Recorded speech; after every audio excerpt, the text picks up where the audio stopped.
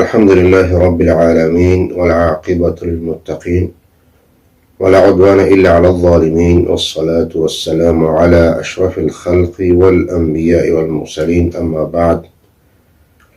دوستان گرامی، چنانه که ذکر کردیم جنت درجات دارد، همچنین جهنم از خود درکات دارد. درکات این به معنای نشیبه ها و پستی ها است، ولی درکات جهنم مراد از آن همین طبقات جهنم است که جهنم به چند طبقه تقسیم گردیده است و از همه بالاترین آن که بعضیا آن را به نام جهنم یاد میکنند، این طبقه از همه عذابی کمتر را دارد. در این طبقه یکمی جهنم، آن مسلمان هایی که توبه نکرده از دنیا میگذرند یا اینکه شامل شفاعت رسول اکرم صلی الله علیه و سلم نگردیده اند، آنها می باشند.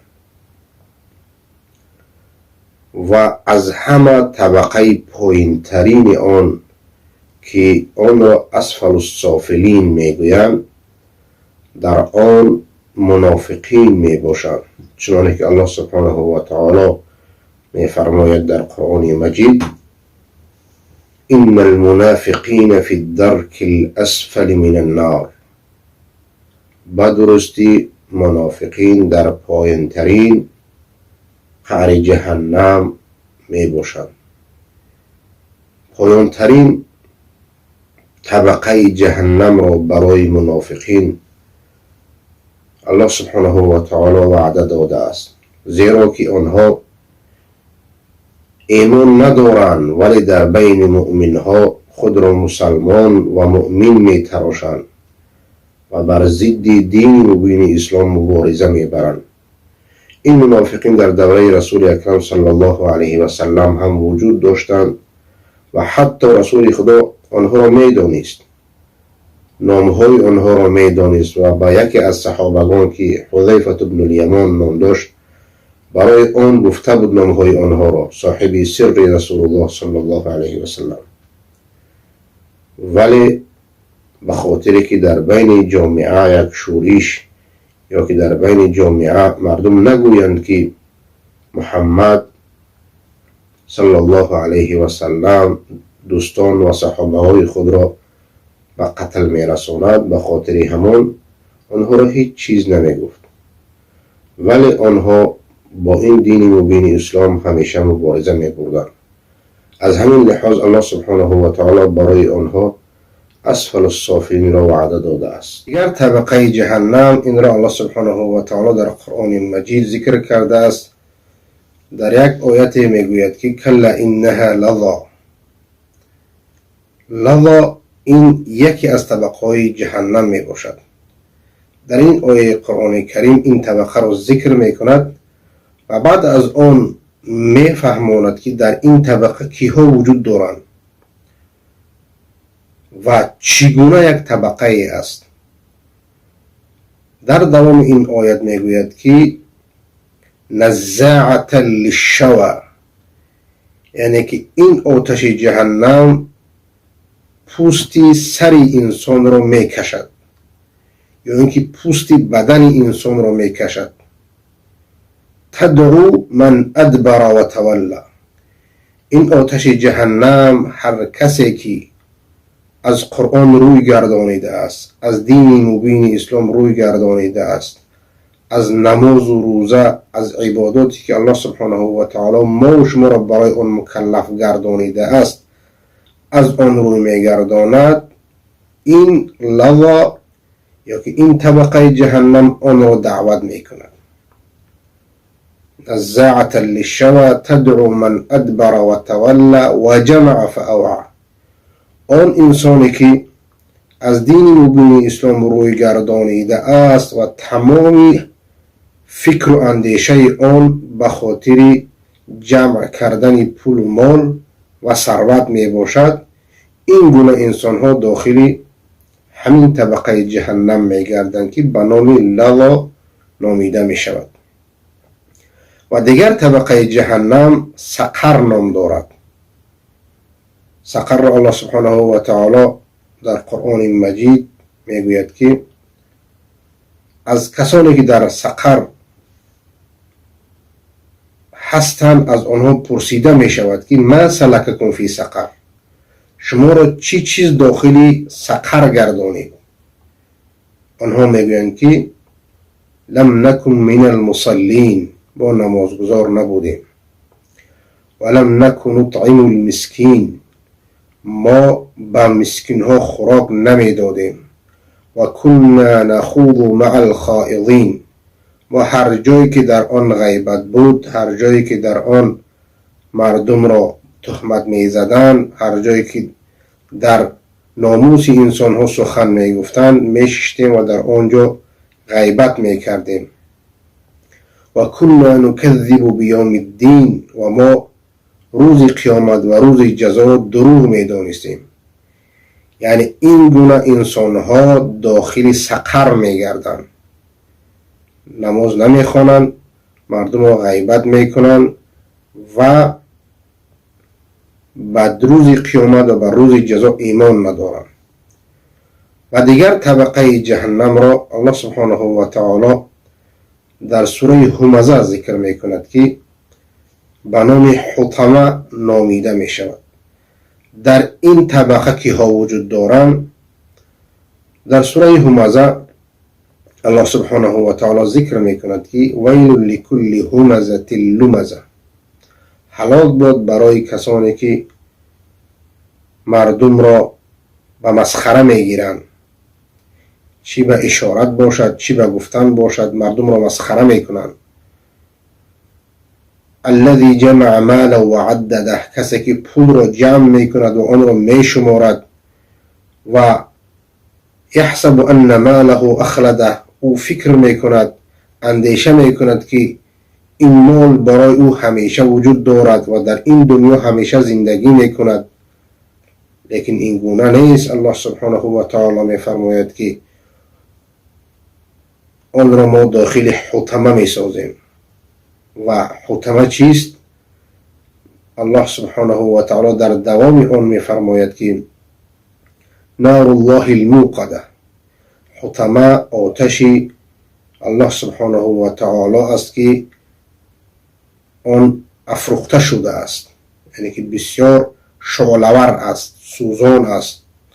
التي تطلع على الافئده، آن آتش جهنمی که تمام بدن انسان را می سوزاند تا اینکه به دل آن می رسد. یعنی که این آتش جهنم آنقدر سوزان است که دل انسان را می سوزاند. التي تطلع على الافئده انها عليهم مؤصده في عمد ممدده، یعنی که این آتش جهنم پشت درهای بسته و ستونهای دراز و جایی که بسیار محکم است، حطمه در این گونه یک طبقه می باشد. یعنی که حطمه یکی از طبقه های جهنم است که به خاطر کسانی که پول را جمع می کنند و برای مسکین ها و فقیران حق آنها را نمی دهند و بعد از آن هم مسخره می کنند، مردم را غیبت می کنند، مردم را به مسخره می گیرند، چی به اشارت باشد چی از پشت آنها به اشارت، چی به گفتن، چی در بین مردم آنها را به آبرو ساختن.